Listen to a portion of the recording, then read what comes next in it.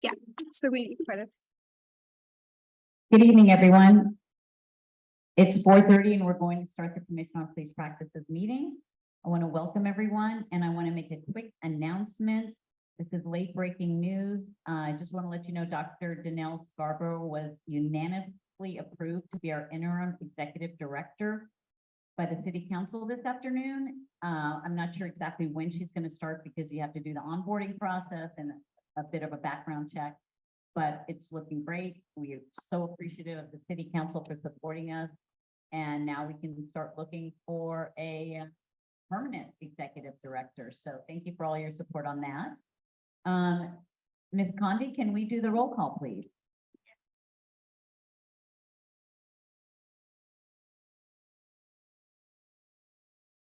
Okay. Yeah, perfect. Okay, Octavio Aguilar. Here. Layla Aziz is excused. Bonnie Benitez. Alec Byer. Here. Second Vice Chair Dennis Brown. First Vice Chair, sorry, I wrote it down wrong. Thank you. First Vice Chair Dennis Brown is here. Cheryl Canton. Second Vice Chair Doug Case. Christina Griffin Jones. Running late. Okay, thank you. Okay, Dwayne Harvey. Brandon Hilbert. Darlene Molna. Clovis Honore, I believe is running late as well. James Justice. Here. Dennis Larkin. No, okay. Lupe Diaz. No. Mark Maddox. Nicole Marie Ramirez is absent. Ivania Rubio is excused. Jaylene Sanchez. Absent. Chair Tran. Here. Thank you. And Dahlia Sherlin Villa Cruz is absent. And that completes roll call. Yes. Oh, she's excused. Yes, okay. Thank you, Ms. Condi. Do we have public comment on the approval of the minutes from the last meeting? Hello, yeah. We have no in-person public attendees. If anyone attending virtually would like to speak on the minutes, please raise your hand now. If anyone attending virtually would like to speak on the minutes, please raise your hand now. This concludes public comment for this item. Thank you. Thank you, Ms. Obeid. Let's move to the approval of the meeting minutes. Are there any changes that anyone would like to propose? Then can we have a motion to accept the minutes? Brandon, excuse me, Commissioner Hilbert, Commissioner Justice seconded. All those in favor? Opposed? Abstentions? Unanimous. Thank you. Thank you. Now we have non-agenda public comment. Ms. Obeid? If anyone in public would like to speak for a non-agenda public comment, you may come to the podium. We have no in-person public comment. If anyone attending virtually would like to speak during non-agenda public comment, please use the Zoom feature to raise your hand now. Again, anyone attending virtually would like to speak during non-agenda public comment, please raise your hand now.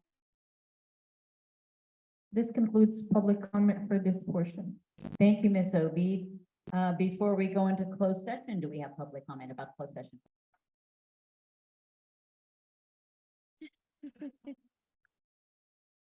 Is anyone in the public, does anyone in the public wish to speak on closed session?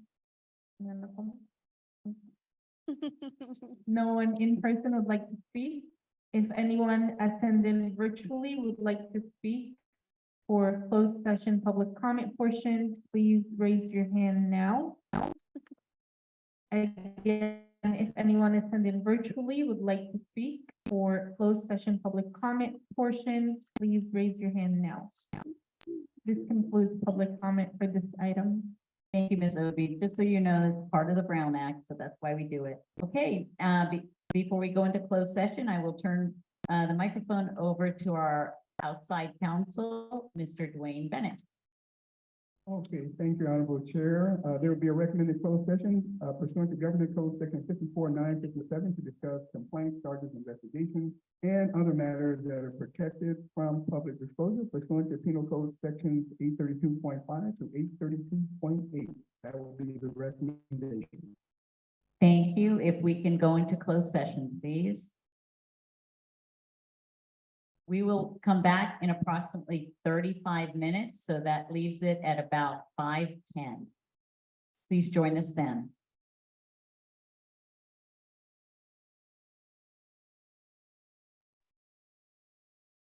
Okay, it's being recorded. It's being recorded now.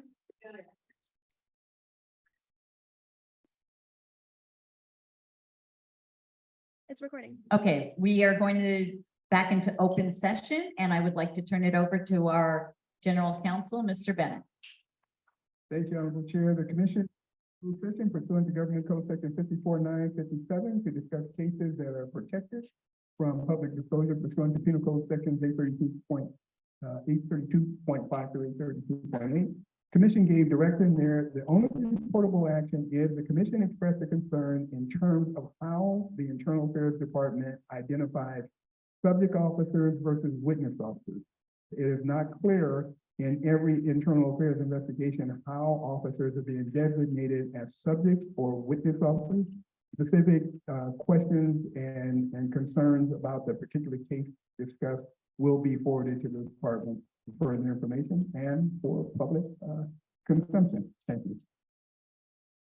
Thank you, Mr. Bennett. And we're going to go a little bit out of order per allowed by Robert's Rules of Order. We are going to take the training committee, ad hoc committee discussion. And Ms. Obi, do we have any public comment on the training committee?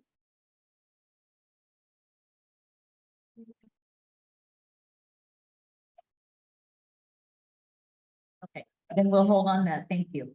All right, so I turn it over now to the ad hoc training committee chair. Can you share?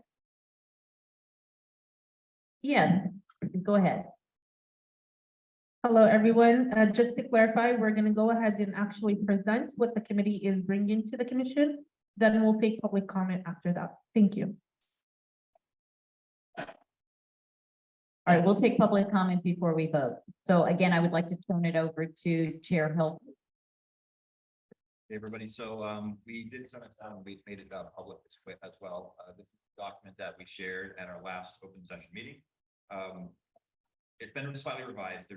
We actually got a price reduction on one of the trainings. We went back to the partners that we would be working with and asked them to make some changes based on the feedback we got.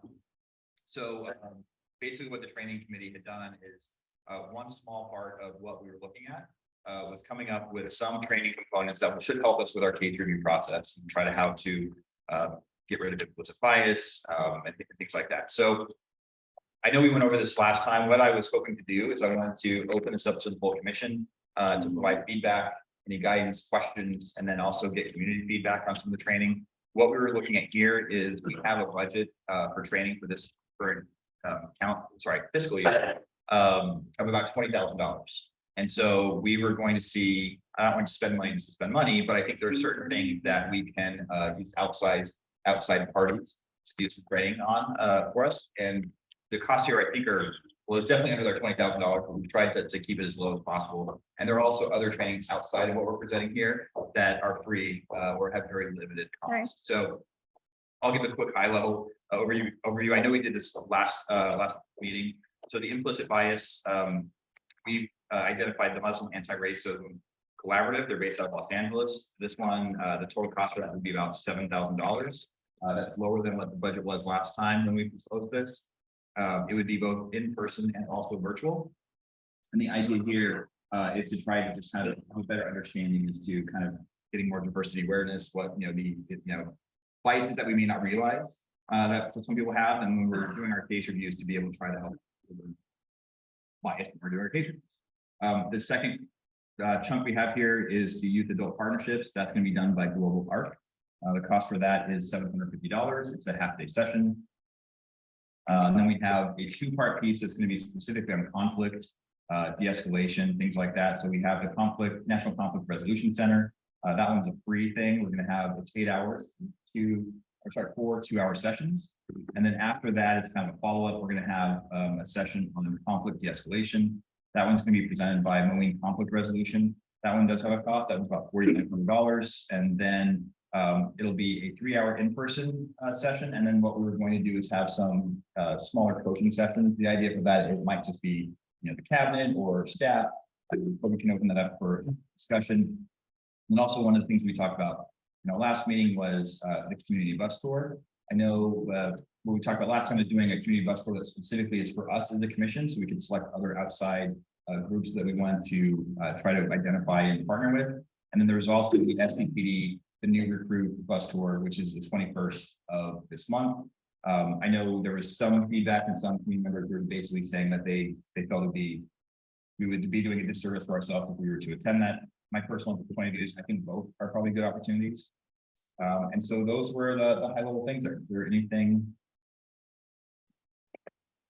The other things that were changed on this were the measures of success that are associated with every training. We have a line about that when it's known. And what the intention is that every training that we do, especially if we're spending money for it, there'll be some way for us to know if it was beneficial to the commissioners or not. And then the last thing I will say about community bus tours, not everyone on the committee agrees with Brandon on doing the one through SCPD. Okay, I just want to share something on the SPBD community bus tour. The cabinet is not behind doing that bus tour. We recommend, it's up to you. We recommend not doing it. However, we will not make a presentation at that bus tour. We would be happy to make a presentation at other places where the academy brings in different groups to make presentations, but we will not be making a presentation. And anyone from the CPP at that bus tour, we think it needs to be more multicultural. Okay.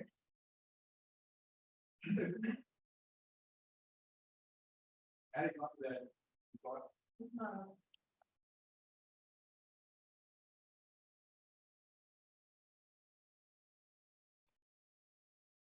Now where the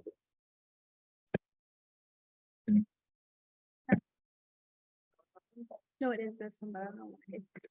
It's different. And so if we decide to do one bus tour, I think we need to rethink,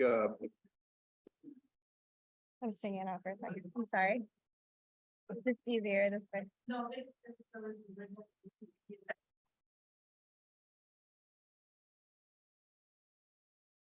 I'm sorry, I'm sorry.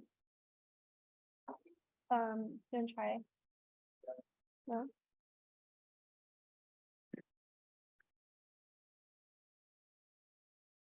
Are you clicking on it or is that a different one? Oh, that's you. Oh, you're both clicking on it. Okay.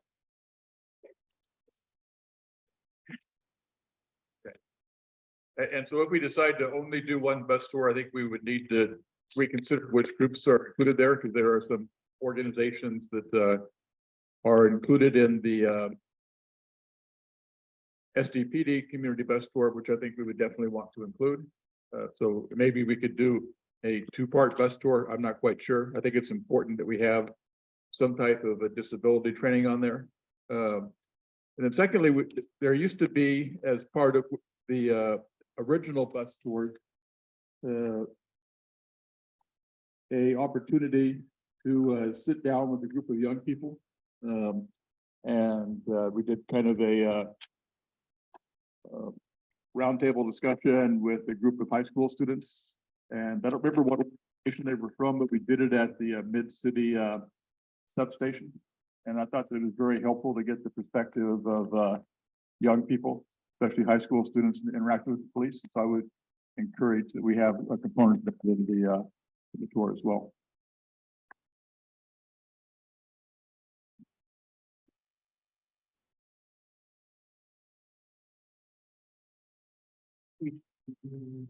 Harassment training for the group.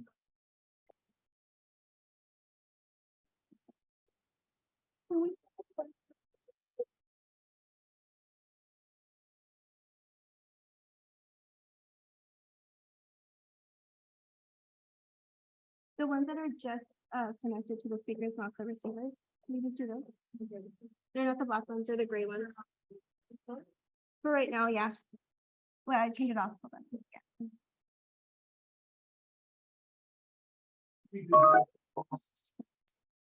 Try it? Try it? Oh, wait. Hello?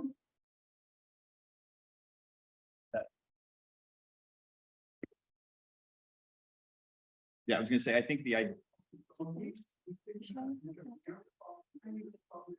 Hello? Yes.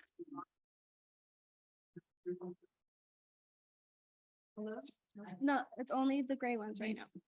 I took out all the black ones for a second. Just use the gray, just for right now. fun of open session meetings. The fun of open session meetings. So I can connect them, it's just so that it. okay, so can I start? So Commissioner of Justice, for anyone who couldn't hear, basically saying he was thinking that some sexual harassment training might be beneficial as well. So I added that to the list. I think what we're trying to do is kind of create 3 different kind of training categories. And so I think that one's gonna be like special interest. I think the category we were putting in has. I don't personally think that makes sense for like a bus tour, but I know we're kind of like hopping on topics. I think really what we're trying to do is the idea with the training is what's going to make us better at being commissioners when we're trying to do case reviews, when we're working with the community, and getting, public input. So I think that's kind of what we were focusing on, but obviously we're open to a bunch of different ideas. And the one question I want to ask is I know with the bus tours, the idea was that we would possibly end up doing our own. That would be, the public could possibly go to that as well. I did have a question. I know you're saying that the commission would no longer do a presentation at the PD's bus tour, and I was just gonna ask, can you guys share a little more information as to why? Just because when I was chair, I used to give those presentations, and I think it's beneficial to give those new officers an understanding of who we are, what we do, and why we do it. And we think that's very important as well, but not at the bus tour. They have another time apparently down at Murphy Canyon when they bring in a bunch of different organizations and who present to the cadets, and we will take part in that. It's just, we don't want to support something that we feel is not as multicultural and with the hard of hearing community, with other communities that are not represented. And also for one of the bus tours, we can't forget the ADL. I mean, so we need to bring them into this topic, and I know they have some trainings that we should probably look into as well. One thing, this is my concern on the first implicit bias is in addition to the cost, and I know it's come down to 7,000, but there's 4 sessions, 1 in person and then the webinars. My concern is it might be too big of a time commitment for commissioners who work and go to school and also do case review. So I don't know that everyone will do it and we won't get our money's worth. So that's a concern that I have. Commissioner Honore. Yeah, it's a quick series of questions. 1, what is the timeline on these trainings? 2, will these trainings repeat like next year with new commissioners? And 3, will there be space and time for other trainings, especially if we're going to let these just be the ones for this year? This means that like 6 months for next year that we can consider. And my more critical question about all these trainings, and particularly the ones on the bus tours, are these bus tour places, have they been matched to any extent to the communities that are most impacted by police activity?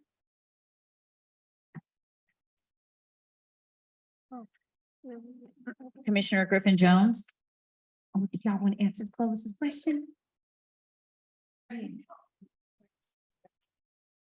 I did, and I went through the whole thing. I wasn't gonna do it. So yeah, I think this is kind of a living document too. So one of the things.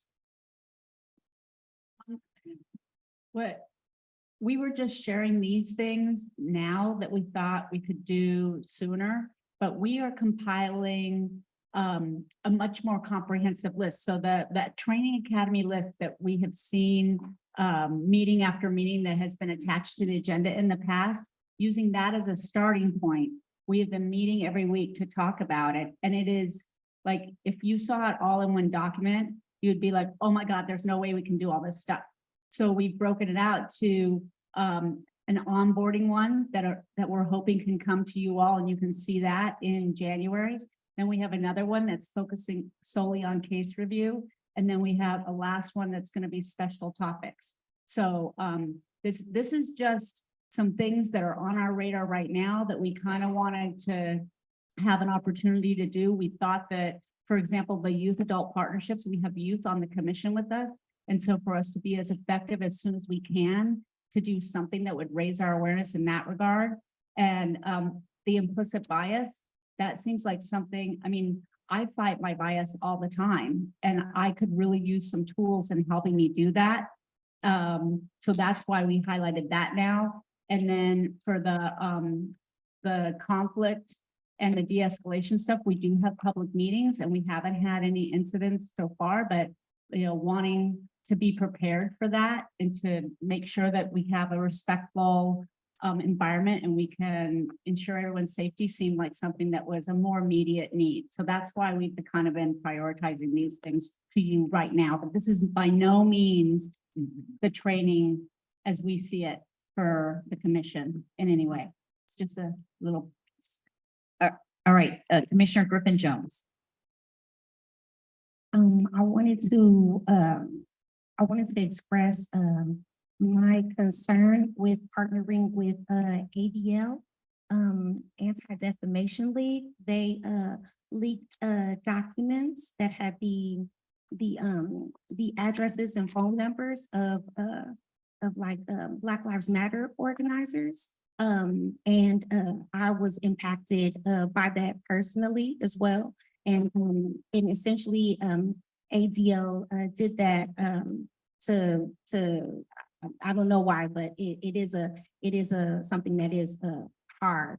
I can connect you all with other organizations like Jewish Voices for Peace. They're really dope. And because I want to make sure, Jewish folks know that they are being held in this space. And I know that ADL's work is done to make sure that we don't forget about our Jewish loved ones. And so Jewish Voices for Peace, they also can be of help with that too. Thank you for sharing that. I was not aware, and that's really helpful information. Yeah, Thank no, you. thank you. And I wanted to, can we bring up the document again? I think, or share the screen, because was that, oh, Yeah. sorry about that. Because I saw, and yeah, I think, okay, cool. Which one was it? Oh, no, right there was good. Okay. All right, well, I think that's all I have for now to lift up. Okay. And then will this be the last time that we're talking about? the Absolutely not. bookstores?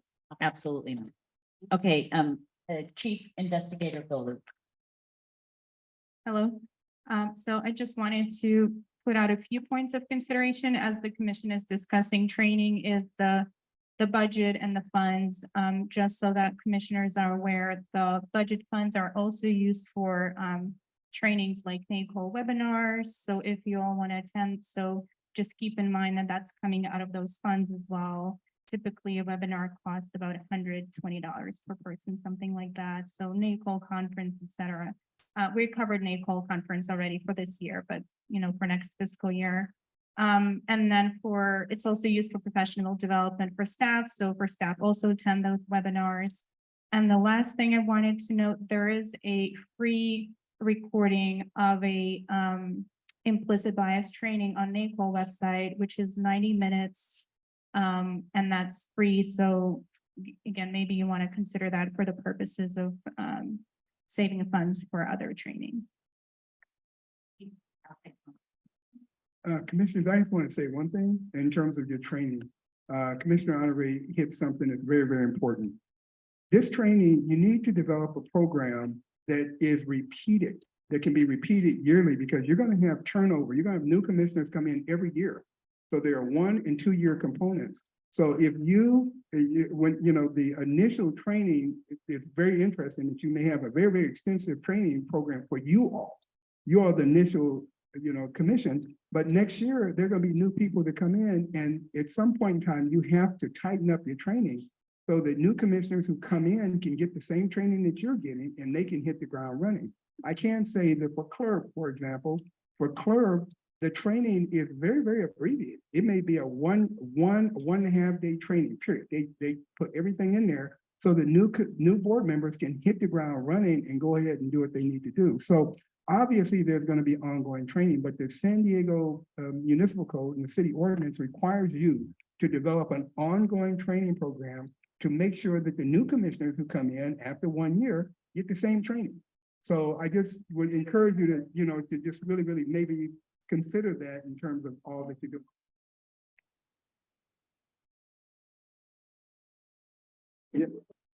Yeah, they have a lot of stuff, a lot of the information is on the agenda, but in terms of their train, for example, in terms of their training, how do I know? Because I work with them and I also talk to their executive director. So they have to hit the ground running quickly, and we're gonna have to come up with a program like. Can you have him email their training session to me and I with the commissioners? That would be great. Okay, we see you, Commissioner Byer, but we do have some online comments. Ms. Obeid, is that correct? Okay. Okay, thank you. Okay, Commissioner Byer, then Commissioner Benitez. Of course. Sorry. I'm sorry, Brendan. So the one thing I just wanted to reiterate is this is not the only training we're proposing. So we do have a component, as Darlene was basically saying earlier, that's kind of the onboarding process. And the idea is whenever we have new commissioners that come on board, that would be the same for everyone, whether, on the 1 year, 2 year cycle. So this is, I want to make sure people don't think this is all we're proposing. This is like the very first step of what we're going to bring to the commission. And in our meeting yesterday, our goal was, once we get done with today's meeting, we were going to ask the cabinet to have more time at a meeting next month to be able to go over some of those first steps. So the onboarding process would probably be the first one. And then we're going to have another one that was going to probably be about case reviews. And then we talked about having a kind of special topics, is kind of like the miscellaneous. So we get that, and we definitely have that. It's just, that's not what we're presenting today. We're hoping to present that sometime next month. Great, thank you. Commissioner Byer. I just want to point out that on December 4th, we all got an email from the city with a sexual harassment training on it. I don't know if that's helpful or not. That's it. I'm sorry, we should all do that. I wasn't sure that actually meant us, so let's all do it. It was due last Friday. Commissioners, every board, for example, if the city did not require you to undergo 2 hours of sexual harassment training, you would have to do it in California. So the city should have a sexual harassment training. We all have to go through it. We all have to do it, and you have to do it on a biannual basis. I work for a governmental agency. I do it, have to do it every year. Okay, Commissioner Benitez. Thinking about process and putting myself in the shoes of the people who have been doing all the work for the training committee and trying to organize their thoughts and have, rushed through our very busy schedule to present what they've been trying to do. And I want to make sure that they're not being micromanaged by the cabinet. I want to make sure that they're given enough time to actually present their thoughts in a meaningful way to all of us. I want to make sure that we're actually getting this information in advance so that we can think about it more thoroughly. But we created these subcommittees to dig deep and look at the rules and, and present things to us. And I think we need to be really respectful of the work of the committee and not micromanage them. That's my comment. Thank you. Anybody else? There is the public comment now.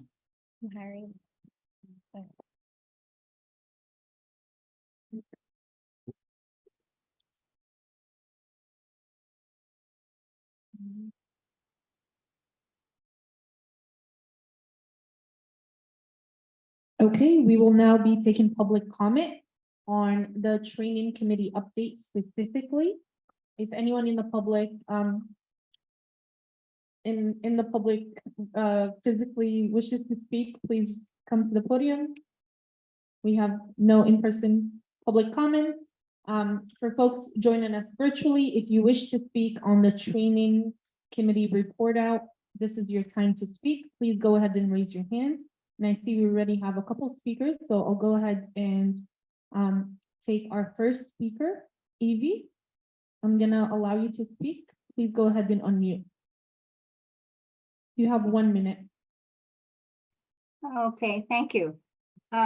First, I'd just like to say, One moment, Evie. Yes, 1 second. I need to also put up the timer. Hmm? Yeah. No, those won't work. Who has the microphone? I do. The second one. Thank you. Oh, thank you. Sorry, I don't trust the overhead one. Okay. Oh, thank you. Okay, let me just share it so that she can see this.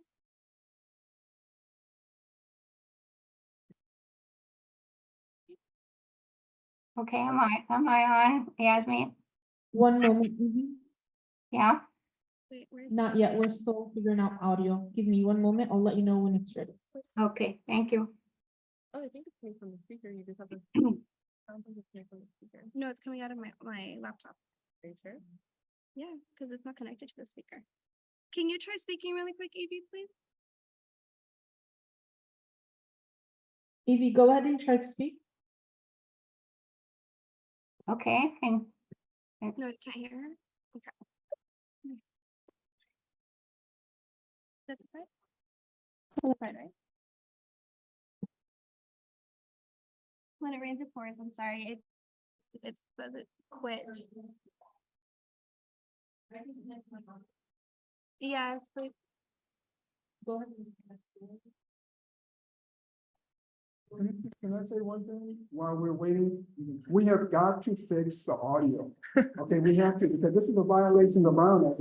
It's not staff fault. We need to get, when you all are talking about allocating money, et cetera, you need to allocate money into a better audio system because the public can't participate the way we're going. Okay, so we really, really need to fix it. Every time we have a meeting and people can't hear it, we're technically violating the Brown Act. That's the legal part. Evie, go ahead and try speaking. okay, yeah, is it working now? Trying to talk to you? Yes. Yes? Go ahead. Can you hear me? Where is my speaker? I can hear you. Yes, the speaker on this. Okay, do you want me to continue? Can folks hear it? Go ahead, Evie. Okay, I'm going to go ahead and make a comment. Is that okay? Are you ready? What? Actually, yeah, the virtual can get it. Never mind. Yeah. I don't see anything happening with the timing thing in front of me. Yes, we're not gonna be. Don't worry, Evie. You'll get your time. We're not timing. I'm just gonna try it. It keeps me on top of that. I want to try it then. Go ahead. Evie, we're gonna try one last time. Give us a moment. All right, are you giving me the go ahead? Not yet. Yeah, okay. Yeah, That was good? Let's do it like that. Is your audio? Yes. Should we just go ahead? Yes. All right, Evie, go ahead. Okay, Yeah. all right, thank you. Okay, I want to thank not only the training group, but all of the groups, the ad hoc groups have been meeting and working really hard on getting this stuff done and putting all this time in. I'm particularly interested in training. I've had a lot of it and I've done a lot of it. I want to caution you with a couple of things. One is that you don't take on too much of any one kind of training. It's going to really put that much more time pressure on you. But on the other hand, the best trainings are interactive, especially when they do with the kinds of things you're talking about. So I would caution you with that. If you do have webinar things that you're going to do, some of them are interactive. They'll put you in a small group with a few people to talk about things. So it's a possibility. But I would suggest that be considered. And I'd like to also ask if there's going to be an opportunity for any community people to participate in some of the trainings. I know that was a question that came up one time with the bus tours, and I think that some people did. That's basically it. I'll be watching and hopefully attending some of the meetings so that I can get a really better picture. I appreciate the comments made so far, that this is really just a start, throwing out some ideas of some topics which are really important. I would also wonder if you don't already have the idea or have found out just what kinds of trainings on any of the stuff that the police do in their training. It would be good to know. I think maybe you'll find out stuff you can recommend to them, but I think finding out what they do would be a good idea, such as the implicit bias and the like, which I think is very cursory as far as I know, and may only be surveys, which do not help a heck of a lot of before and after. So Thank you, Evie. that's Appreciate your feedback. comments, and I will be trying to keep track with the training group. Thank you. Thank you. Do you have any others? Do we have any, Alina? It's echoing. Do we have any other public comment on the training committee update? If we do, please raise your hand.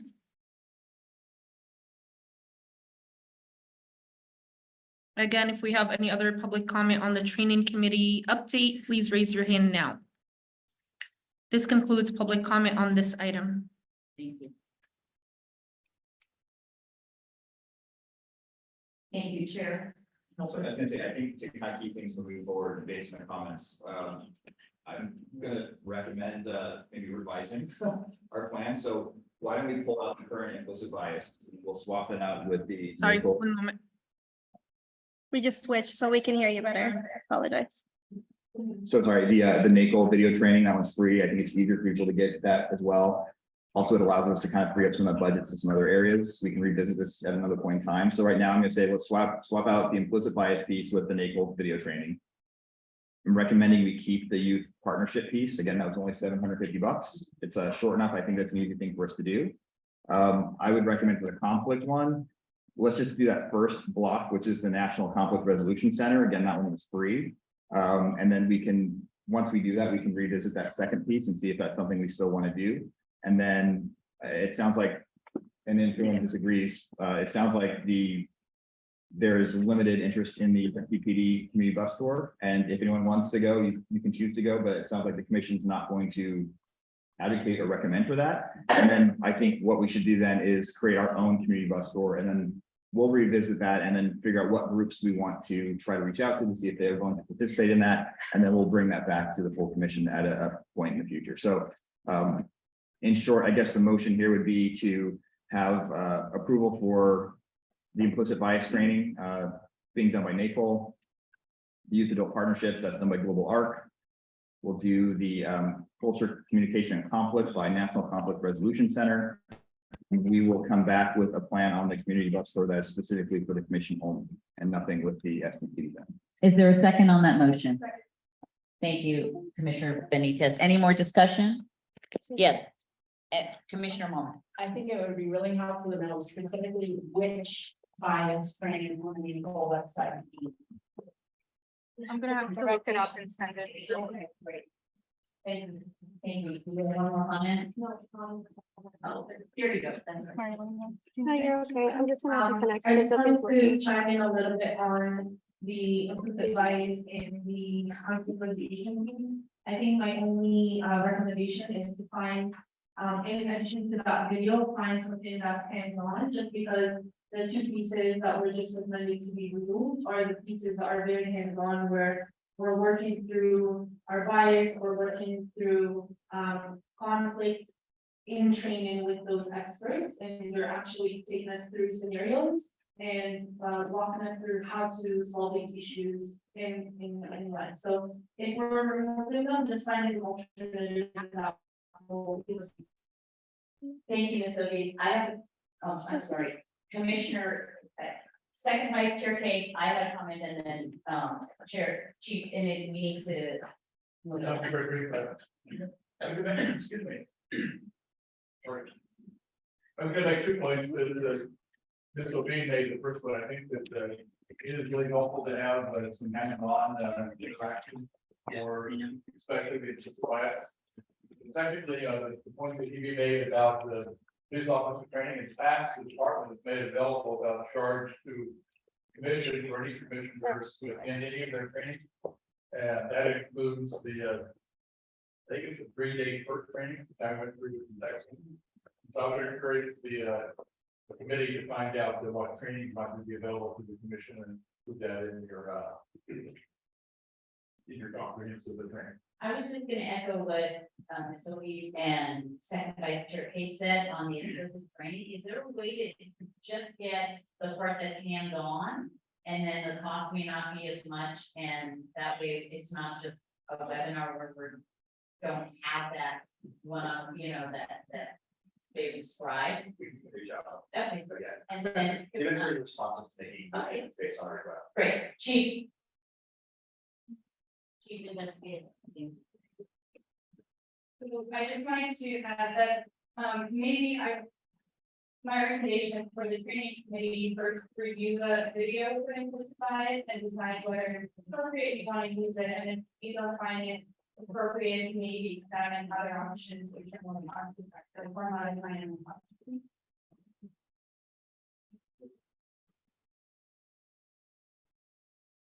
All right, so then we can, we're ready to vote. So all those in favor of the motion that's on the table as far as the changes made to the training, please raise your hand. Opposed? Abstentions? It's unanimous. And I do want to thank you for all the hard work you've done and thank you for your time. I think it's really helpful. Okay. We're moving on now to the Executive Director Community Input. So, Ms. Obi, The staff, I just want to make sure that we are honoring Brown Act and then all of their equipment is set up for them. Yeah, it's reading. Okay. Yeah, thank you. Thank you. All right, so let's go on with that, Ms. Obi. Okay, that goes to Commissioner First Vice Chair Brown. Oh, I would say let him use, oh, I know. Is this working? Okay. Very good. Okay, before I speak about the characteristics that we as a committee have suggested for the executive director, I want to explain to our public the interactions that this person will have as they do their job. I'm going to use the verbiage, the adjective they in this case.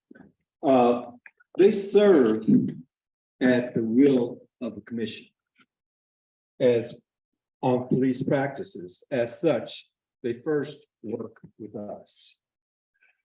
They are city employees and must be able to work with the mayor's office, each of the members of the city council, and their staffs.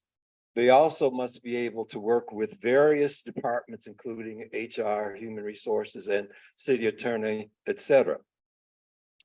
They must interact with the SDPD and the POA on a regular basis.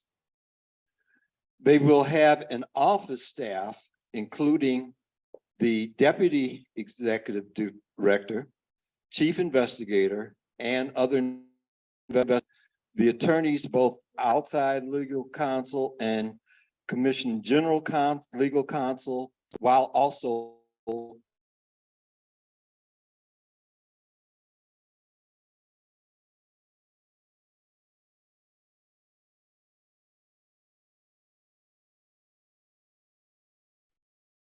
as a result, the Personnel Committee has created a list of characteristics that are not exclusive and will be added to and modified by community members, by office staff, human resources, the search firm, and the city council. These characteristics are a conversation starter, not the complete conversation. I repeat, this is a conversation starter, not the complete conversation.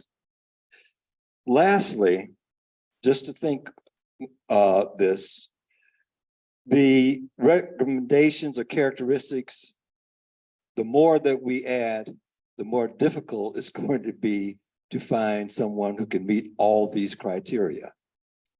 However, I'm going to read what the Personnel Ad Hoc Committee has recommended as characteristics. And again, these are the beginning of the conversation. Extensive knowledge and previous experience in civilian oversight of law enforcement, and especially in the city of San Diego.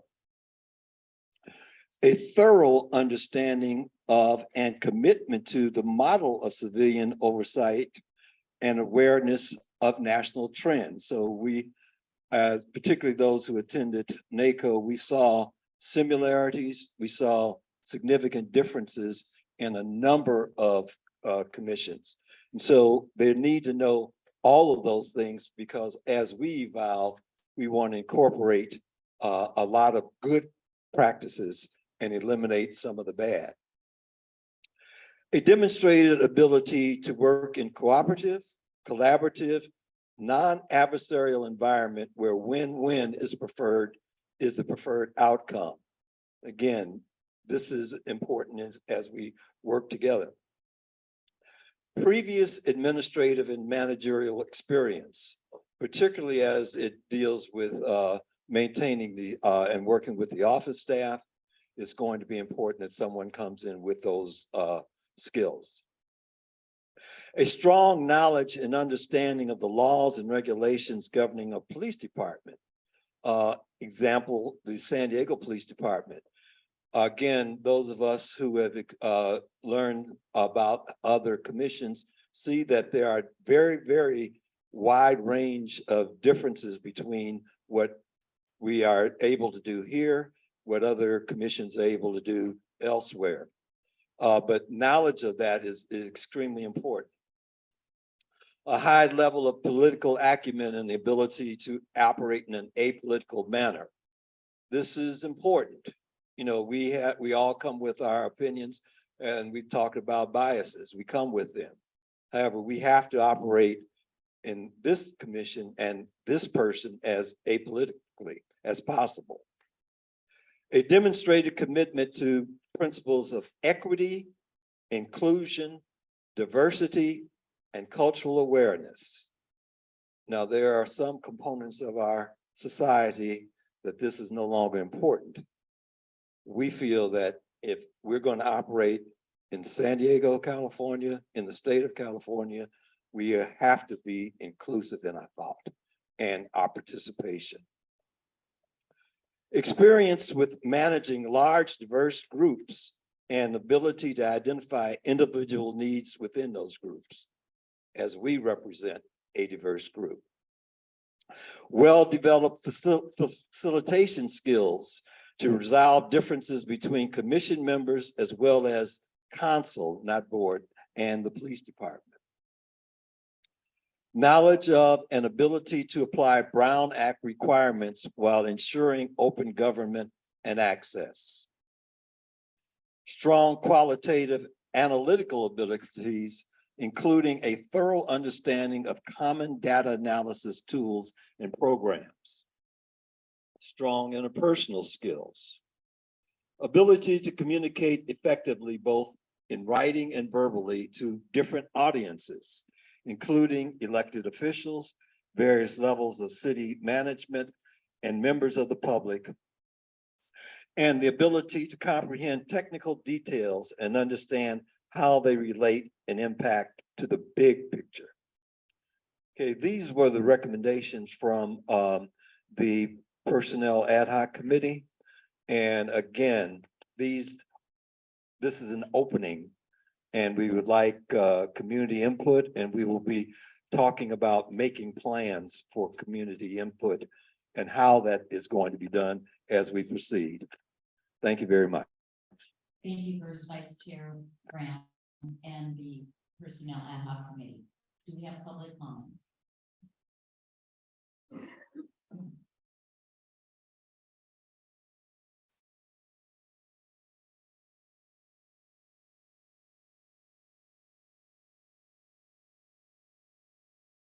The public comment period for this item is now open.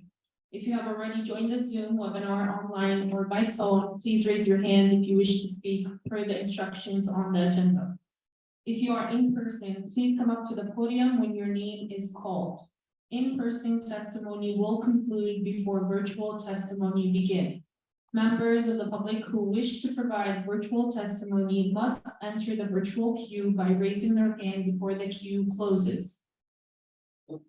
The queue will close when the last virtual speaker finishes speaking or 5 minutes after in-person testimony ends, whichever happens first. You will receive 1 minute. You will receive 2 minutes to speak.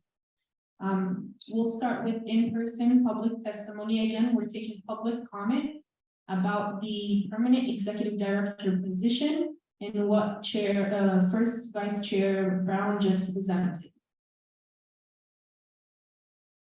We have no in-person public comment, so we'll go ahead and move on to virtual testimony. Our first speaker is Darwin Fishman. I'll go ahead and allow you to speak. Please unmute. Let me see if I can, hold on. Good evening. Darwin Fishman, he, him, his, with the Racial Justice Coalition of San Diego. Hopefully all you can hear. Give us 1 moment to have the timer up. Okay, can you hear him good though? Can you hear me? Yes, thank you. Okay. 2 minutes? Oh, wait, let me share it for him to see too. And Darwin, you can go ahead. Thank you. I want to support for the process for hiring new ED, and that is on something on the level of what's done for the new police chief. And I was a part of that the process with brought us Police Chief Neslett. One of the things I thought was done right was the community meetings and developing a list of what they want, the community members want to see. And I think it can be done, crafted for CPP and what the community is looking for civilian oversight of police.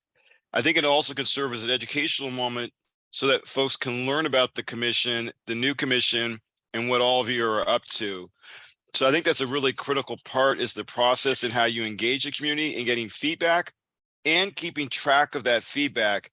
So the session I went to for Neslett Southeast at the Jacobs Center, one of our top priorities was racial profiling in terms of how the police policies and the culture. So I think that's really key for this. One of the weak points I felt like with that process was that a lot of what the community brought up ended up being dropped when it moved to the next round in terms of for the hiring process for the police chief. So a way to keep the community, the input you get, and in it being a part of the entire process, I think is really critical. With that, I just also want to add real quickly that it's been really difficult to be able to come to you and to share comments. It's difficult with the changing of times. It's difficult with you having closed sessions and then open sessions. And when it opens back up, I'm getting messages from people about, when do I go in? Do I 4:30, 5:30? It's been very difficult. So I wanted to share that with you. Hopefully that'll be part of the kinks you iron out so that you can get community input. Thank you. Thank you, Darwin. We will now move on to our next speaker. John B. Tran. I'm going to go ahead and allow you to speak. You'll have 2 minutes. Hi, my name is John Wee, and I am a community organizer and activity in San Diego. I'm calling on this process. I'm just wanna, it's important to get the community involved, but also like I was advocate for, involve the people that who also impacted by the system as well, because we want to make sure that lived experience people have a voice at the table. And in fact, I would even want to advocate for the qualification of the potential candidate to be the executive director, also someone that had been impacted by the system as well. So that way they can bring in a good perspective about how to keep the system honest.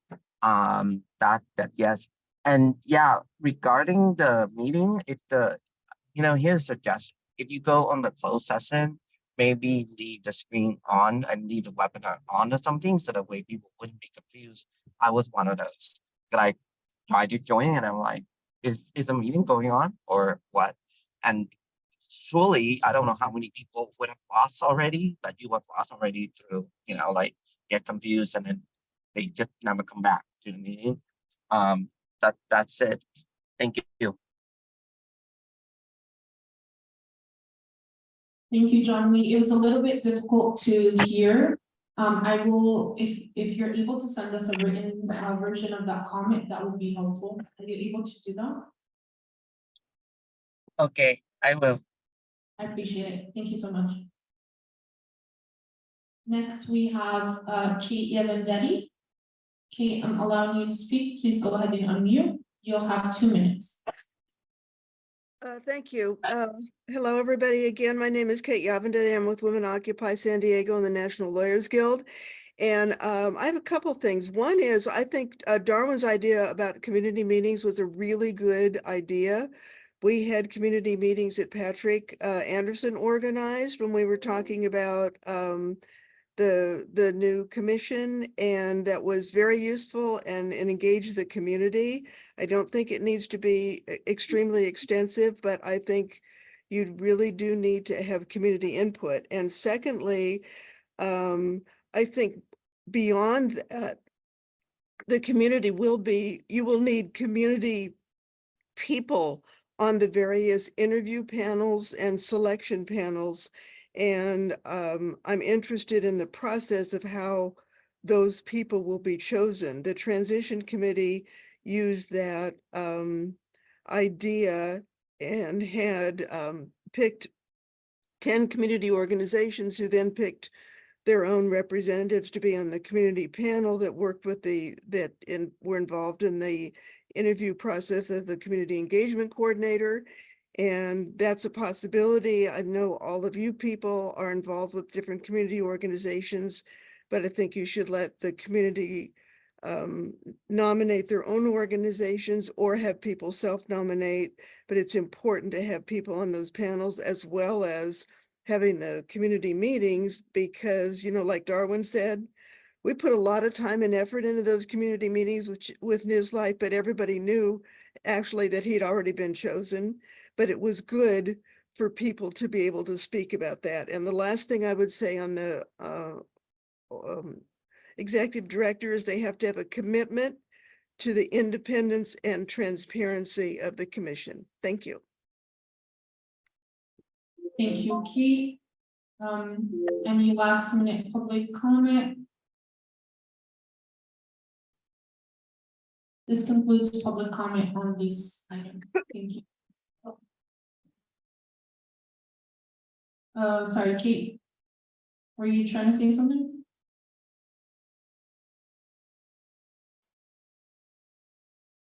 No, I'm done. Okay, thank you.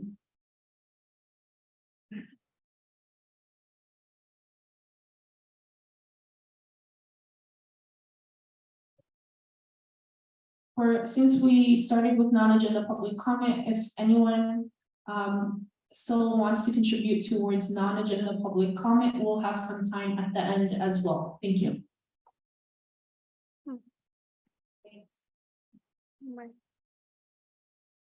Thank you. Did any commissioners want to weigh in on any of the comments or anything more about the personnel ad hoc committee and the traits for the executive director?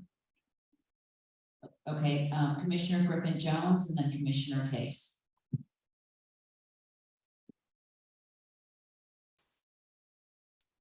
Hello? Okay, perfect.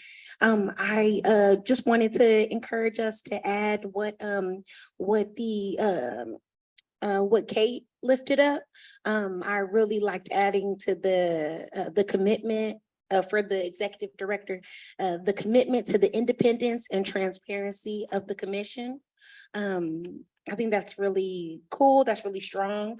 And I also just wanted to plus one, really liking what Darwin, Jean-Louis and Kate lifted up about well, I'm sorry, Darwin and John, we lifted up about our meeting accessibility. I do think that would be cool if there was some way that we could maybe keep the Zoom open or have someone watch the Zoom during our closed session so that as people hop on, they can be let know, you know, the Zoom could be in a different room or something. So as people hop on, there could be a staff member maybe letting folks know, hey, it's closed session right now. Outside counsel Bennett, also if that's legal. All right, but that's all for me. No, thank you, Commissioner.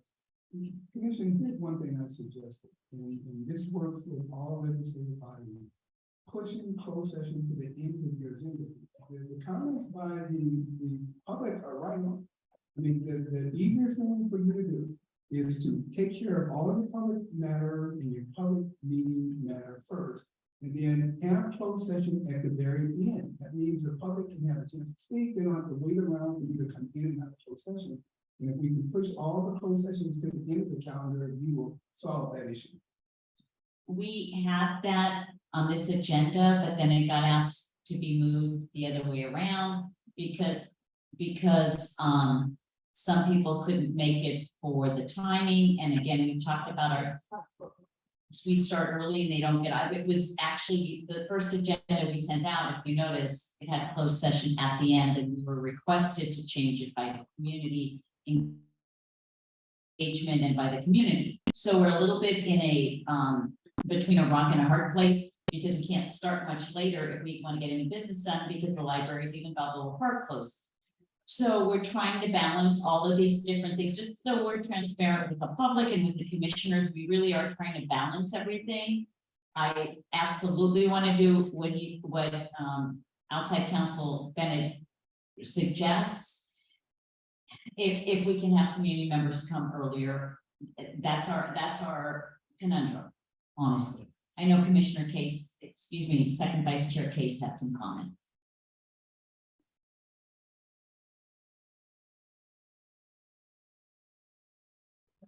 Yeah, go ahead, try it again. No, try it again. Sorry, I think it was. Oh, it started up and.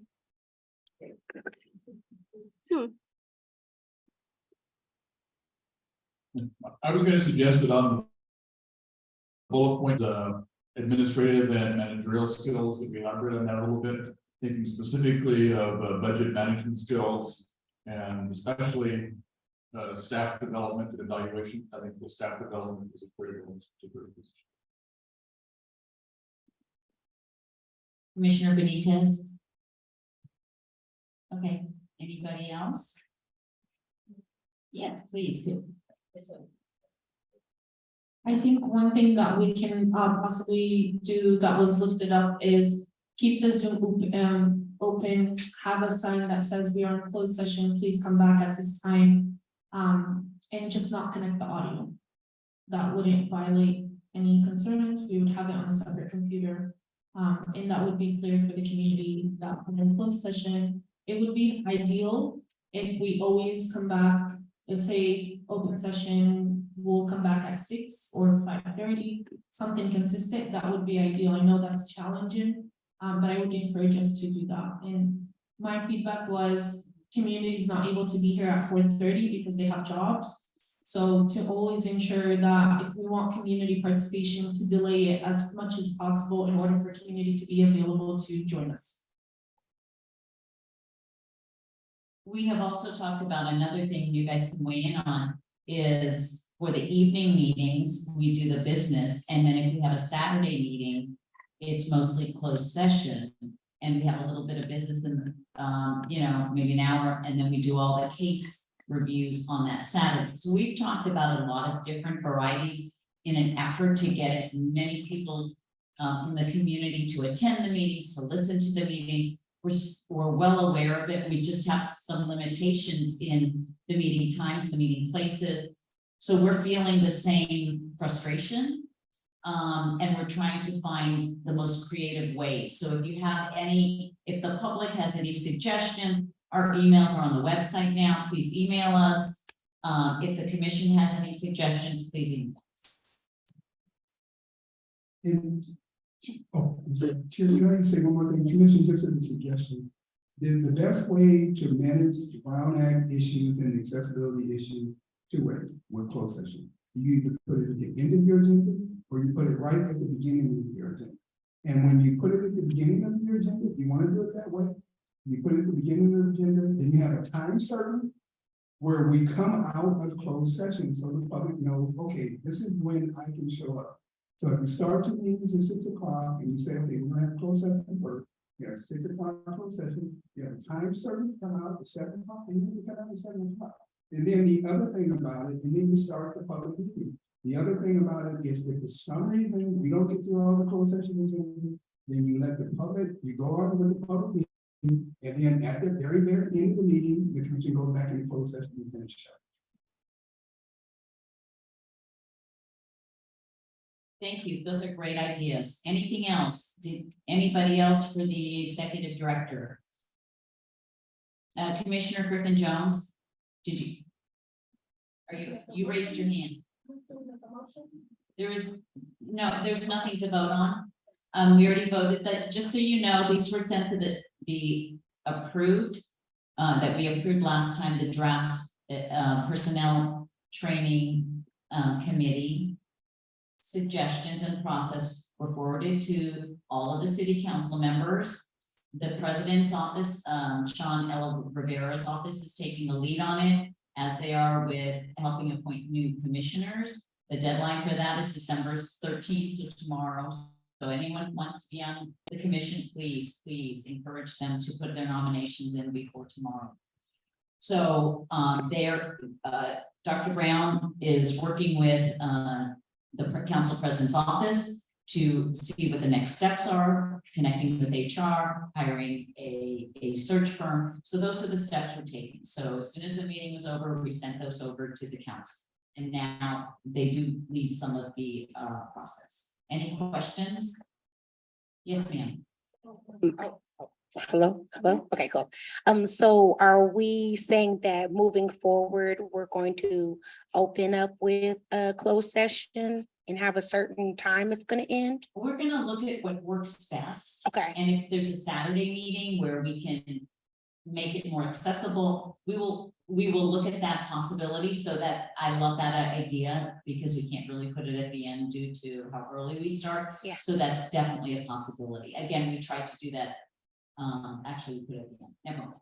So yes, Okay. thank you. Cool. And I think it'd be a cool example of us hearing public and then being able to implement what they want. Cool. 100% agree. Thank you. Is there Anybody space for else? one last comment? Yes. If we move forward with that, my only recommendation would be to also move non-agenda public comment to after the closed session, if that's legally allowed. And to write on the agenda, the word public comment under every section, so community knows they're able to give public comment on throughout the agenda.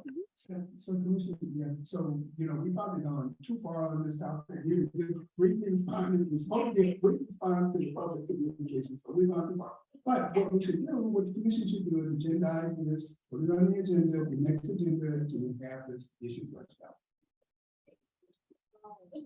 All right. Thank you, everyone, for your input. Okay, we're moving on to the bylaws. This is a nice draft. I hope everyone got a chance to read it. And thank you to the bylaws ad hoc committee, which did a fantastic job. Mark, Commissioner Maddox, Chair Maddox, you did an amazing job too with your with your committee. Do we have any public comments, or do they want to wait till after the bylaws? Perfect. Okay. Chair Maddox. No, oh, yes. There's not much presentation because it's a lot to read through that hopefully folks have had the opportunity to read through. I would like to publicly thank Second Vice Chair Case and Commissioners Aguilar, Benitez, and Byer for all of the hard work that we did. We had a great process.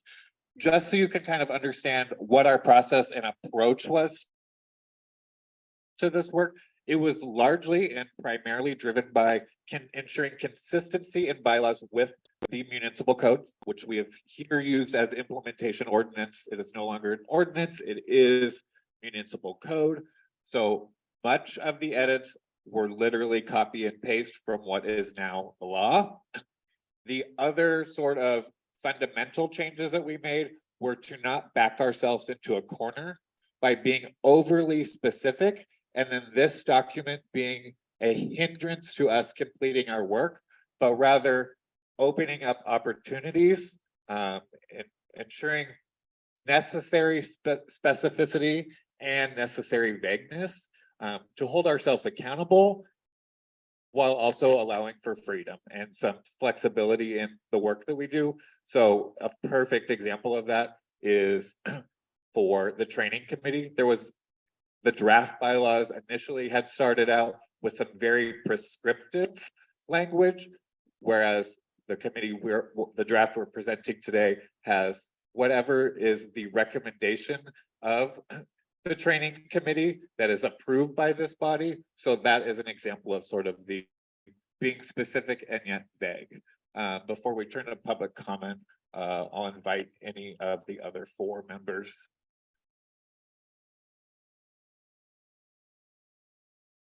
Doug, you're good? Perfect.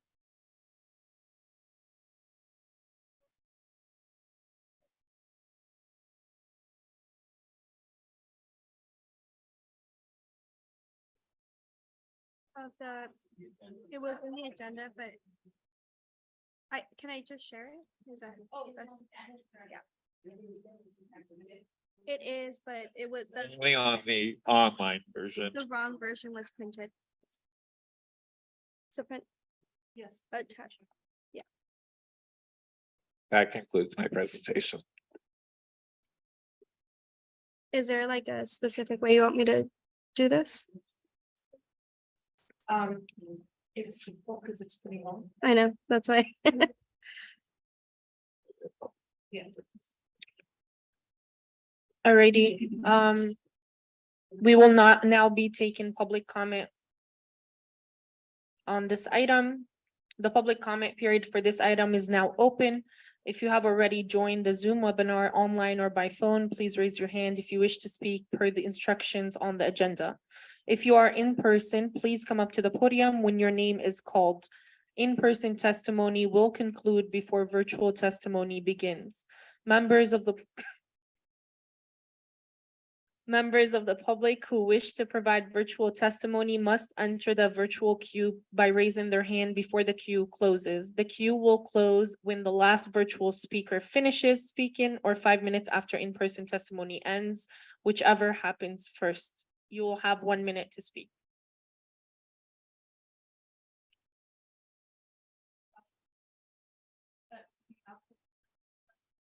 Okay. We will start with in-person testimony. The first speaker is Tasha Williamson. Do you want to stand in front of it? You don't have to, I'm saying it's easier. I'm here, yeah. Okay. I just want to reiterate the outreach component of the bylaws and the importance for the outreach to community because a lot of community members don't know who all of you are. And the outreach, I know you all are new, and so I hope that you will have a robust outreach component to get out to the community so they know who you are, what you can do, what you do, and how to complain, because people are still not believing in the complaint process. And they look to advocates like myself to complain on their behalves. And some of the issues that I'm having with that is that San Diego Police Department is not following up with those complaints, or they're not even taking those complaints and processing them. So there are a number of complaints that we've made as third parties, and they have not been processed. So thank you.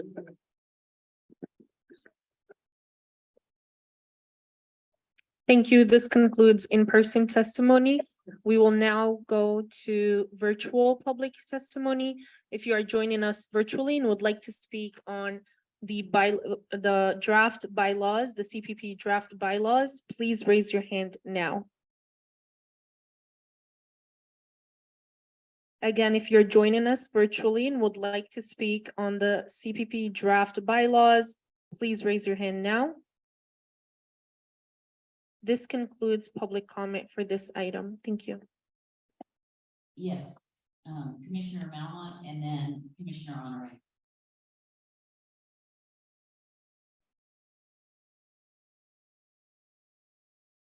Okay, thank you all for doing this committee. I know nothing about bylaws, so let me just couch my comments about that. I know you said you wanted things to be general, so we're not backed into a corner.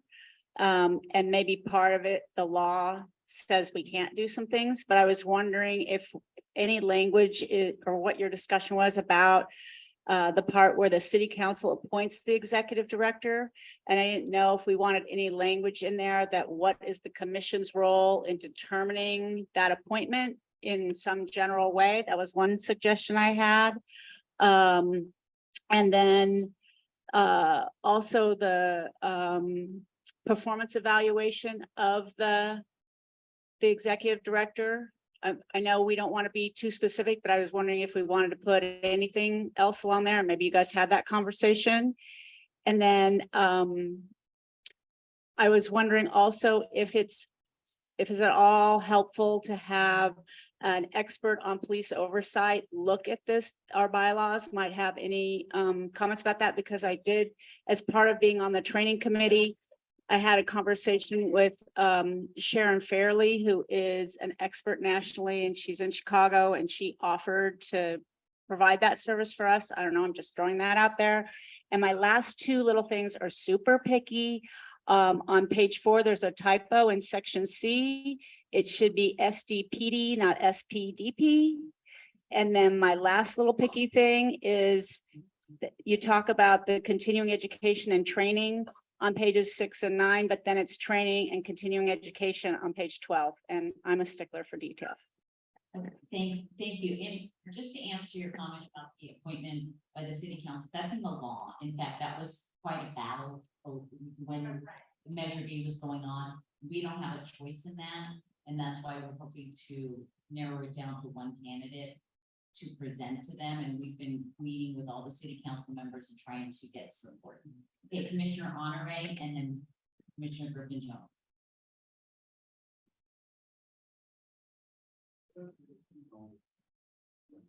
Thing 1, 2, 3. So first of all, I also want to compliment the bylaws committee on doing the bylaws. You guys had a much easier job than the dozens of bylaws I've done since you had an ordinance that, like I said, a lot of cut and paste, but it was still hard work.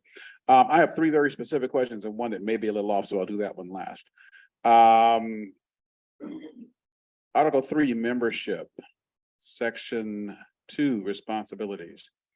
If I read these correctly, my understanding is that I can actually miss 2/3 of the meetings without there being any challenge to my commissioner position. Is that correct? Because it says you must any member with an unexcused absence from at least 3 consecutive meetings, which means I can miss, come, miss, come, miss, come. So I can miss 2/3 of the meetings and there will be no challenge to my position on this commission. Is that correct? That's in the code too. Okay. Unfortunately. All righty. So that's number 1. Number 2. Same section. Section 3, removal, voluntary resignation. Any member can voluntarily resign, and it says the position shall be, once the letter has been received, the position shall be considered vacant.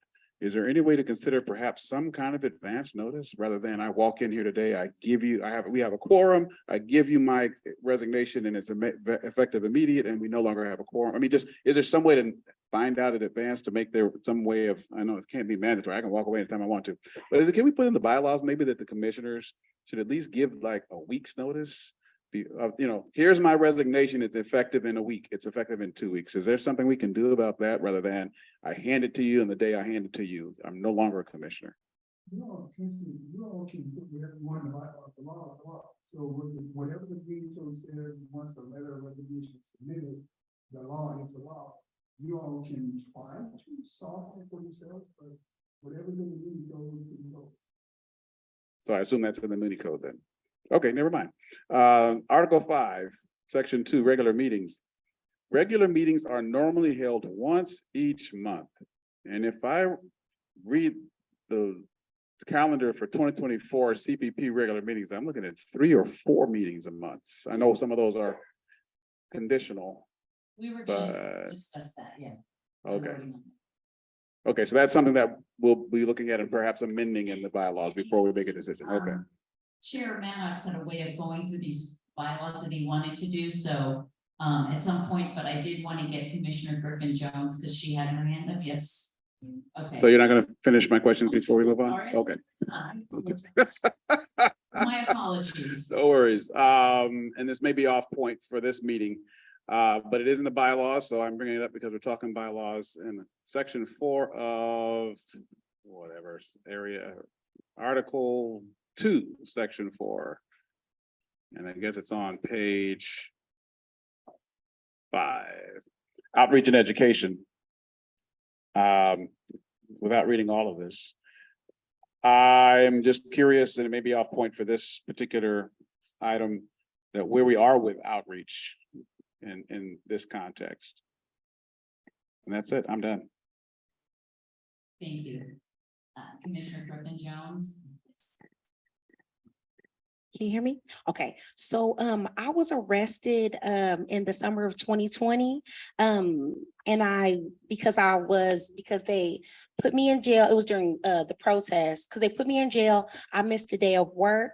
I'm just worried about on page 7, and also, oh yeah, thank you. I'm glad we're sharing the screen so folks online can see it too. So on page 7, if you go to the bottom, removal for cause. And then it says, what does it say? It says something about doing something. Yeah, misconduct or conviction of a crime that impedes the member's ability to serve as an effective and impartial commissioner member. Now, I was protesting against police violence. And with the way that the San Diego Police Officers Association is on us, I plan on getting arrested again for protesting against police violence until the end of days. I will. So I am worried that I'll, be arrested, I'll miss a meeting. And then, all of a sudden I can't be a commissioner anymore because I hurt the Police Officers Association's feelings. The Police Officers Association. Chair Tran, I'll call you from the jail. I said, Chair Tran, I'll call you from the jail.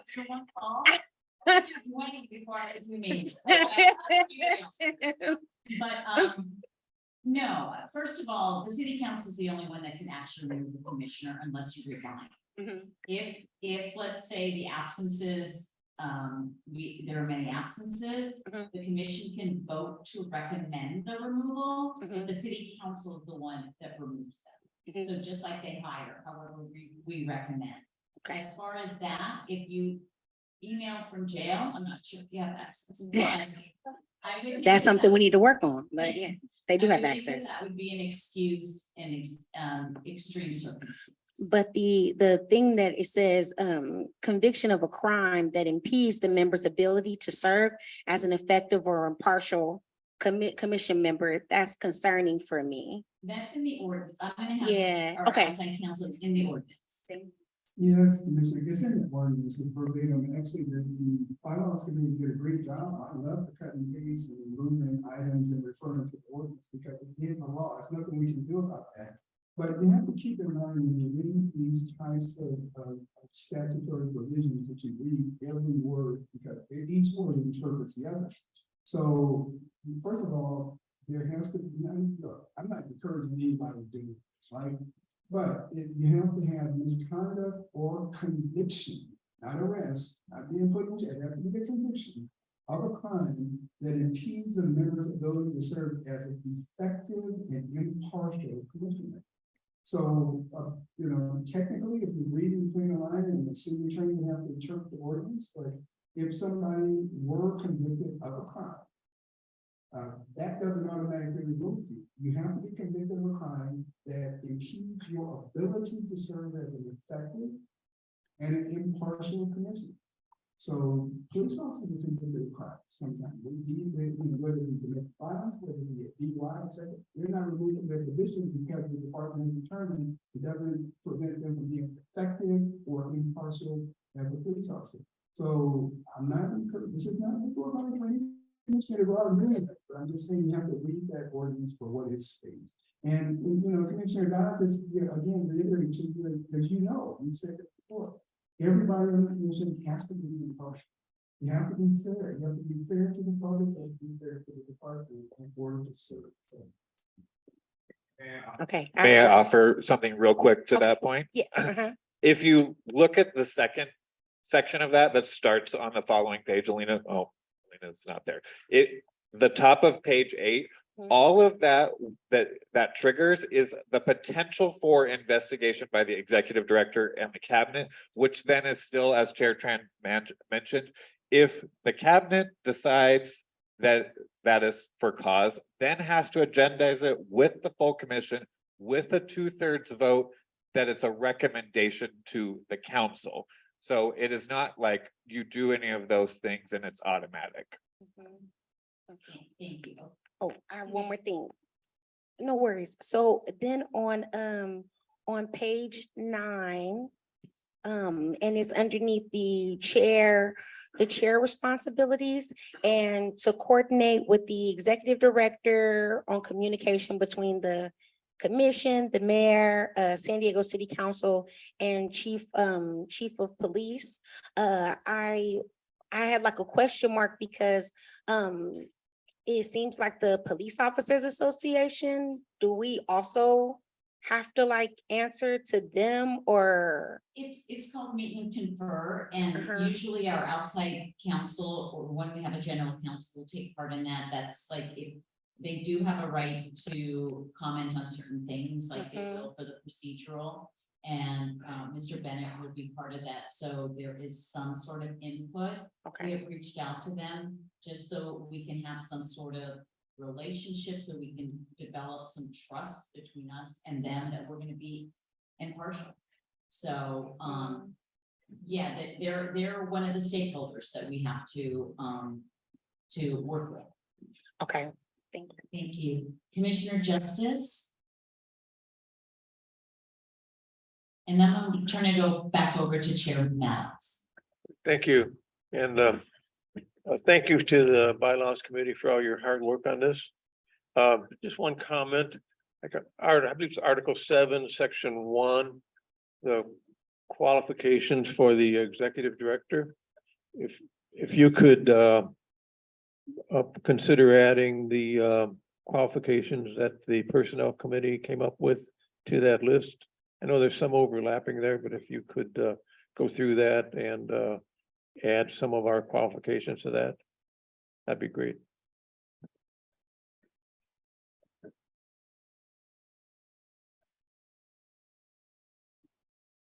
Okay. Commissioner Griffin Jones.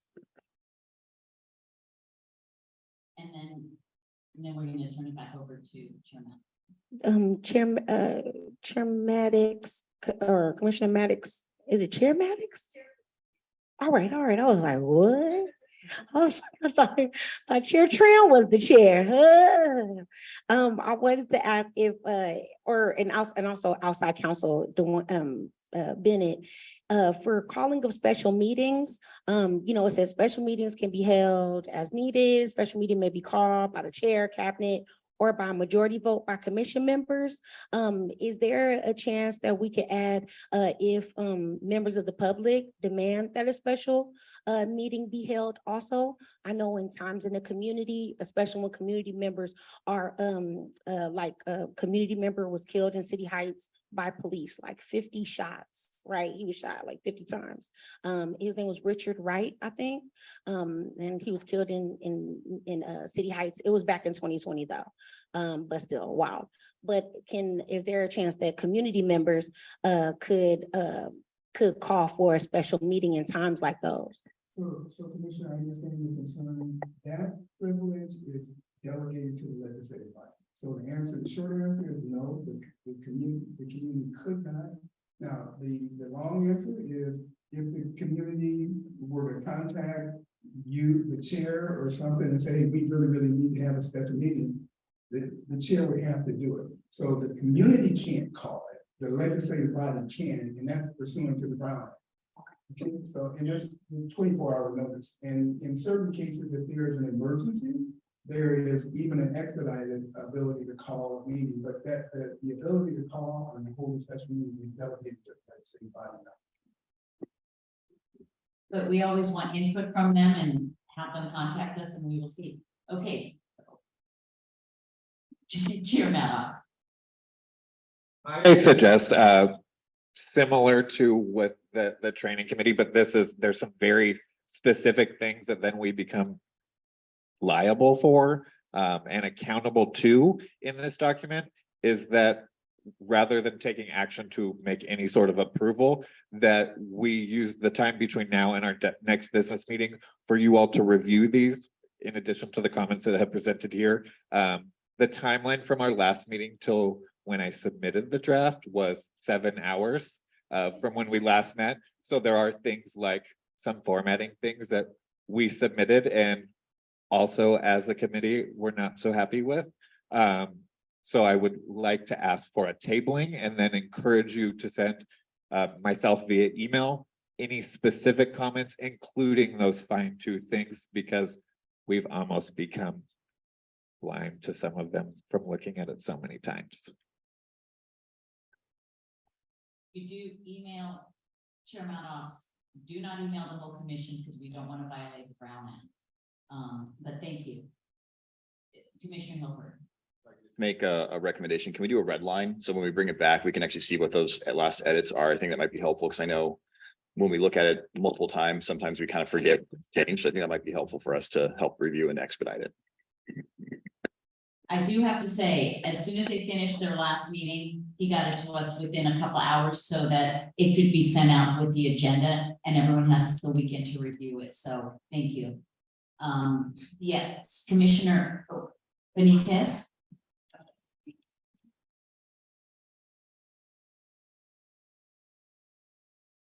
I think my only comment is the extent to which we try to mirror the ordinance is really critical. And so, you know, that's the floor, right?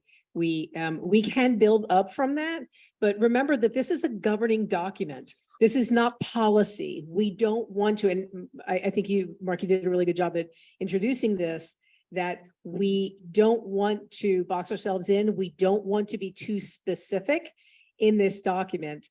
We need for it to mirror and not stray from the ordinance. And so even insofar as Commissioner Justice, your suggestion of, you know, referencing what First Vice Chair Brown, sorry, you know, that then boxes us in. These are things that we can handle in policy. We want to stay as broad as possible in this document.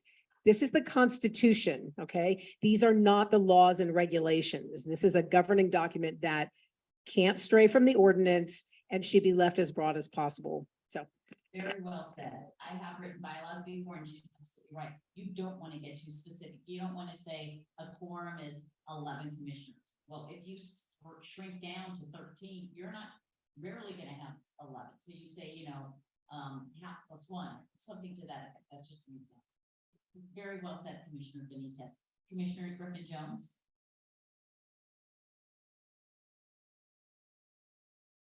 Hello, okay. I wanted to ask if there would be, some sort of opportunity for us to be able to kind of, democratize like this language for members of the community who maybe can't read. So that, is there a way maybe we can have a bylaws work jam where community members can maybe hop on and, review the document, or is there a way we can make it more available to folks or? Be more interactive. Well, because if we have between now and when is our next meeting? Well, we're thinking it's January 3rd. Okay. Check your email as far as taking a vote. There is no, we needed, we wanted it to be the first thing so that we have, yes, ma'am. I just wanted to make sure that we give, we were voted by the community and making sure that we're giving the community a lot of chance to review this document so that they can come and participate in public comment. And as someone who's so like I've, it's very important when we talk about like things that are written down and things that aren't written down, and how in those gray areas, folks who look like me, they often lose in those gray areas where there's interpretation. So Just so I'm understanding, so are you saying to put this on the website as a document, which is public document now because it's been presented in a public meeting? yes, And then email, let's say we put an email Commissioner Mallett, is this what you're recommending? Okay. yeah, and another piece where if community members maybe have trouble reading, if there's a way that they can get some support. Yeah, and translation. That's really the point. The public has to have the ability to participate in the meetings and has to be accessible.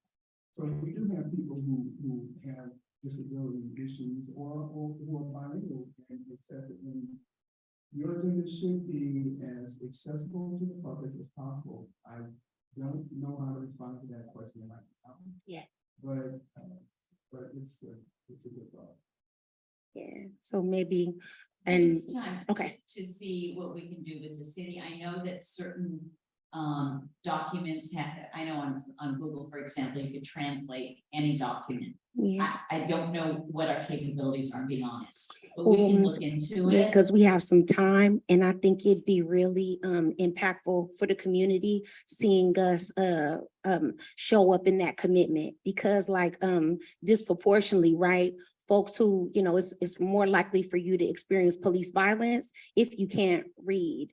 And if you, and then also if you speak a language other than English, or if you're not able to communicate, it's more likely that you'll experience police violence. And if you have any suggestions, please let us know, because we're always open to that. I do, Chair Tran. Always got, I say, I do, I always have help. Love it. Commissioner Byer?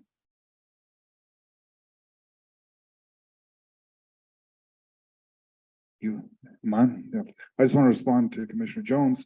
We are the community.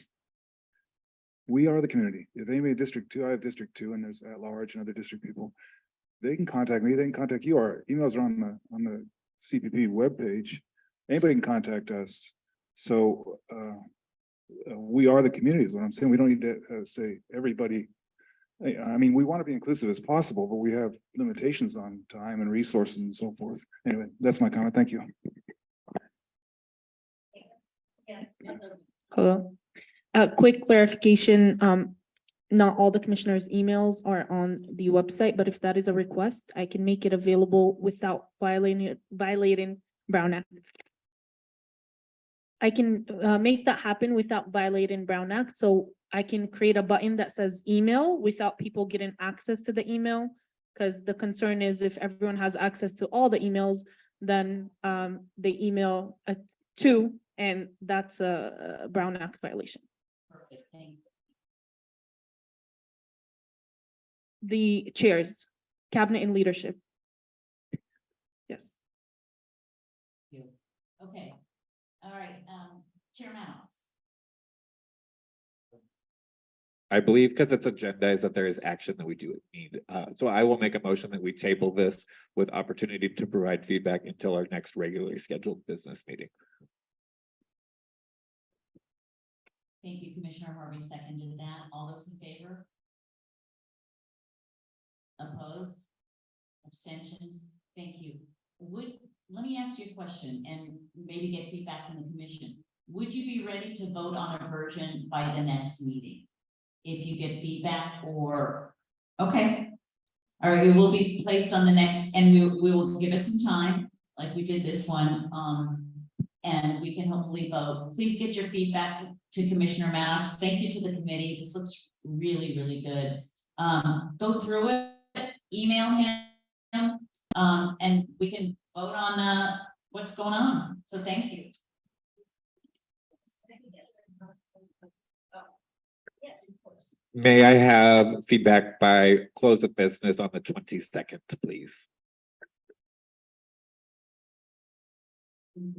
One thing that came up in terms of one issue, but this issue of contact, some of you commissioners do have email on the website and some of you do not. The commission need to be consistent about what you. So you all gonna have to have, you all should have email contact for some commissioners have email contact beyond the cabinet and some don't. Yeah. I just wanted to name that the contact information on the website is for the cabinet and chairs for the committees. However, IT actually made a mistake. It was supposed to be a button, not the actual email. I'm waiting for them to correct that. But if the ask is to have everyone have an email, I'll have a button that says email that people can click on that can go directly to the person's email. And you could do that for the chair, so or the cabinet, so we're all consistent. It doesn't have to be our specific email as outside counsel, Bennett is recommending. What? Yes, so commission, so this is something we can think about. You can agendize this also, and maybe this is the next meeting agenda. Commissioner Byer indicated that you are the community, and anybody can contact you if they have a concern within your district. Okay, that's a great point.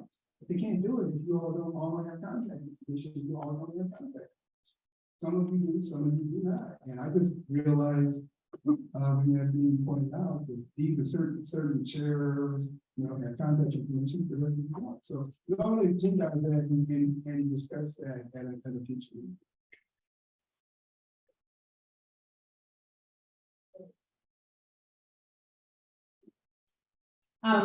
My original thinking behind this was to actually have everyone's emails on there.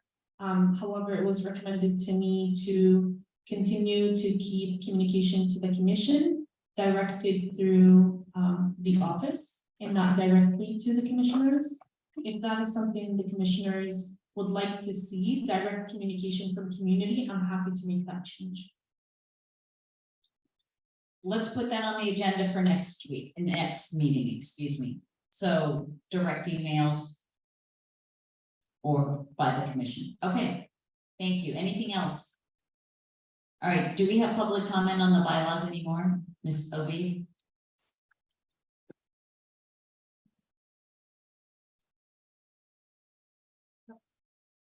We have no public comment. Thank you. Then I'm going to turn to second vice chair Case for an update on the operating committee. We are continuing to work on the operating procedures. Some of them are taking longer than we had initially anticipated. We are currently working on the administration of discipline. In other words, how we go about reviewing discipline and making some recommendations. We hope to complete that at our next meeting, which will be at my birthday, December 20th.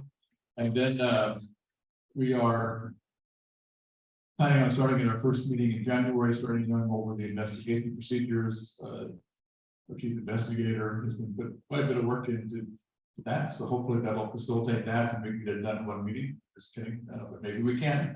Doubt it. Anyway, we're completing the discipline procedures, and our next task is the investigation procedures. And those are the ones that are going to have to go to the city council and be approved, and then probably meet and confer with the police union. So they'll take a bit longer. Do we have any non-agenda pardon me, Commissioner Melman? We actually need to take. Regular. That's fine, but Commissioner Melman. No, you go first. She needs a microphone.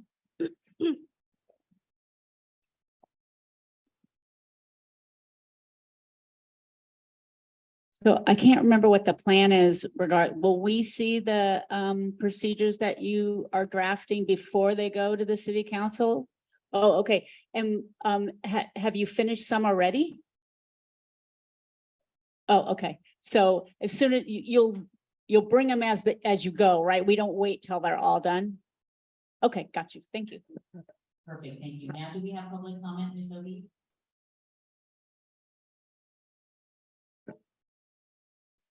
If there's any public comment on operating procedures or bylaws or training in general, this is the time to speak. There's no in-person public comment. If there's any virtual public comment, please raise your hand now.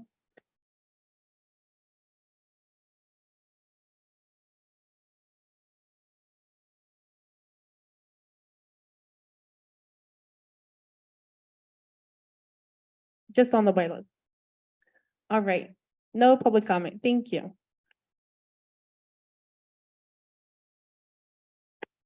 Now I'm told that we have non-agenda public comment. We moved it from the beginning of the meeting because it was too early. So, Ms. Obi. Thank you, Chair.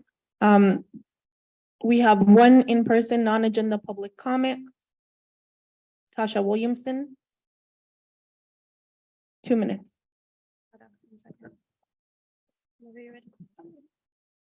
Thank you. Today I wanted to talk about the 2 kids that were killed in the police pursuit on December 8th of 2023. Yesterday, I went with the family to the medical examiner's office to identify those kids via photo.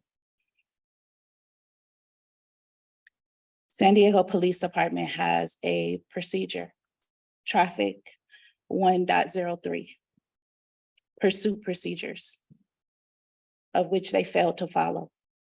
And had they followed those procedures, Malachi and Mason, who are 4 and 8 years old, may never have sustained the injuries that they did when Angel Velasquez ran into their car at a high speed. It's imperative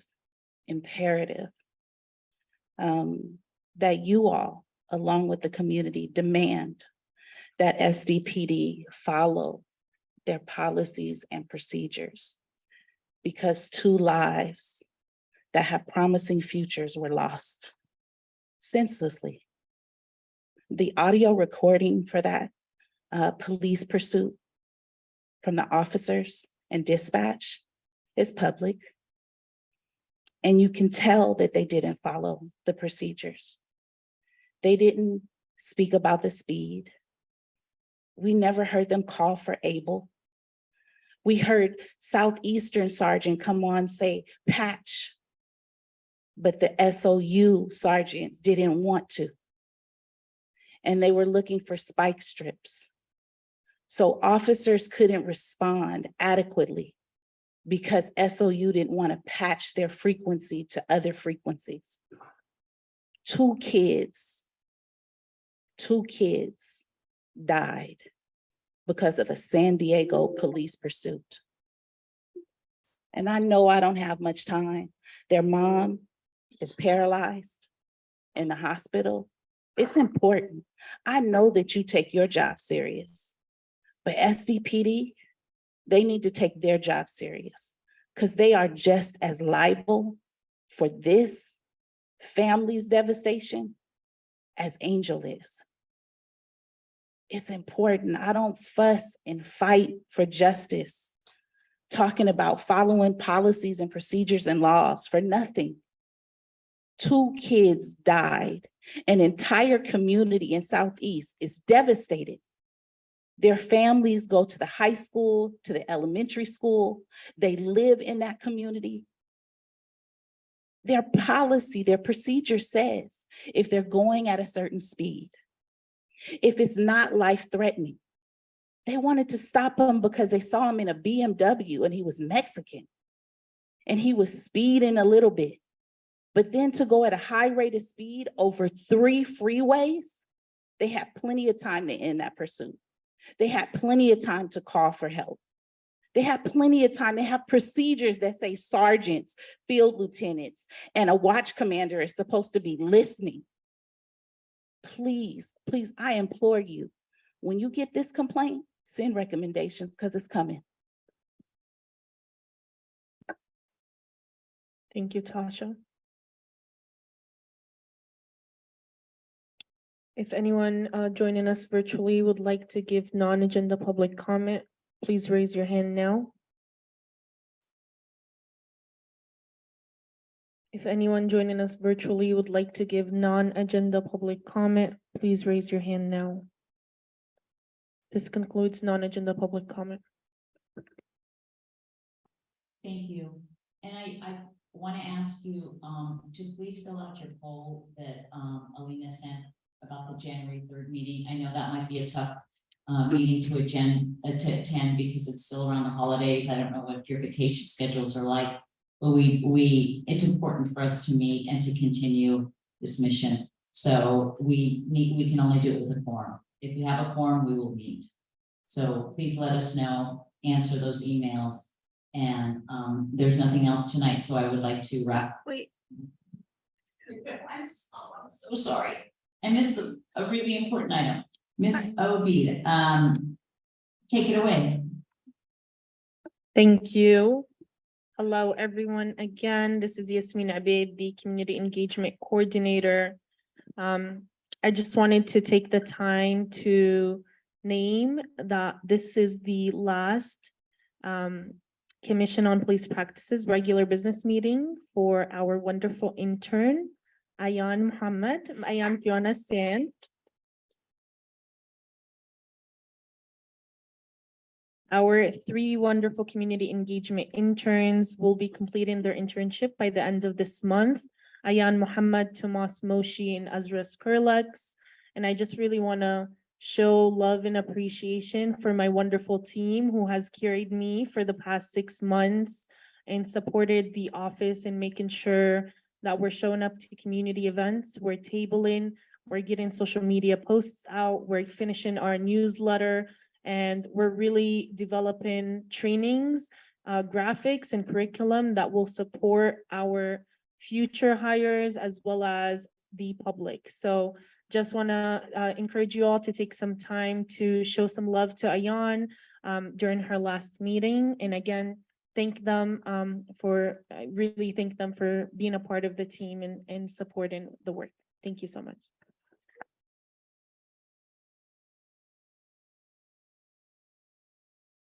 I want to add my thanks to Ayan and the rest of the interns. There were meetings when the staff was so minimum due to either illnesses or being out of town. I mean, they've really been amazing. But without the interns, we couldn't have done it. So I think intern doesn't quite specify what you do. You're definitely a part of this team, and come back and tell us how you're doing, okay? Hello. I'm grateful for this opportunity for this internship. I live in National City, so there is a lot of like police activity there. So I'm happy to be a part of this staff. I'm in pursuit in the medical field, so hopefully I get to that. I'm in my 2nd year of human biology at UCSD. But yeah, I want to come in the future for like I'll be posted following up on the social media and seeing whether or not you guys have meetings close to because I live in National City, so we're like Malcolm X Library or Skyline Library. So hopefully I'll be there for like the public and seeing whether or not you guys are doing a good job. So hopefully I will still be there. But yeah.